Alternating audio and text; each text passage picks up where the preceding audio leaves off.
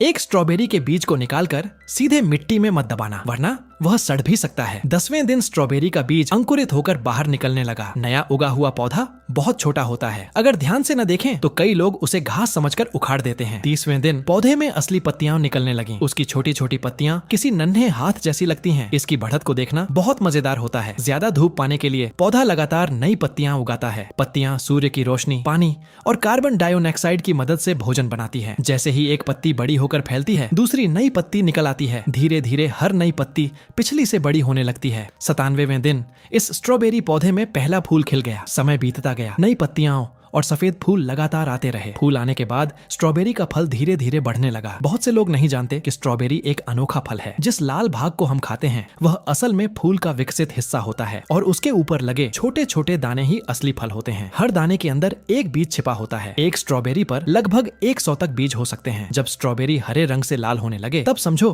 कि वह पक चुकी है। बीज से स्ट्रॉबेरी उगाकर फल खाने में 150 दिनों से भी ज्यादा समय लग सकता है। इतना इंतजार हर किसी के बस की बात नहीं होती। इसलिए अब मैं आपको घर पर जल्दी और बड़ी स्ट्रॉबेरी उगाने का आसान तरीका बताता हूँ। सबसे पहले कैंची लो और स्ट्रॉबेरी के छोटे पौधे तैयार करो। फिर एलोवेरा का एक टुकड़ा लेकर उसका छिलका हटा दो। चाकू से एलोवेरा का जेल निकालकर पानी में मिला दो। अब स्ट्रॉबेरी पौधों की जड़ों को इस पानी में लगभग 2 घंटे तक भिगोकर रखो। एलोवेरा एक प्राकृतिक रूटिंग हार्मोन की तरह काम करता है। यह जड़ों की बढ़त बढ़ाने के साथ साथ बैक्टीरिया से भी बचाता है। इसके बाद एक खाली प्लास्टिक बोतल लो, उसमें दोनों तरफ बड़े बड़े छेद बना दो। नीचे कुछ छोटे ड्रेनेज होल भी बना दो ताकि पानी जमा ना हो और जड़ें सड़े नहीं। अब स्ट्रॉबेरी लगाने के लिए अच्छी मिट्टी तैयार करो। इसके लिए भीगा हुआ कोकोपीट, एलोवेरा पाउडर और थोड़ी उपजाऊ मिट्टी मिलाकर पोषक मिट्टी बना लो। इस बार मैं स्ट्रॉबेरी को लटकाकर उगाने वाला हूँ। इसका फायदा यह है कि जगह कम लगती है, हवा अच्छी मिलती है और कीड़े भी कम लगते हैं। लेकिन ध्यान रहे, पौधा बहुत गहरा मत लगाना, वरना उसका बीच वाला हिस्सा सड़ सकता है। और बहुत ऊपर भी मत लगाना, नहीं तो नई जड़ें ठीक से नहीं बनेंगी। पौधा लगाने के बाद अच्छी तरह पानी दो। 2 महीने बाद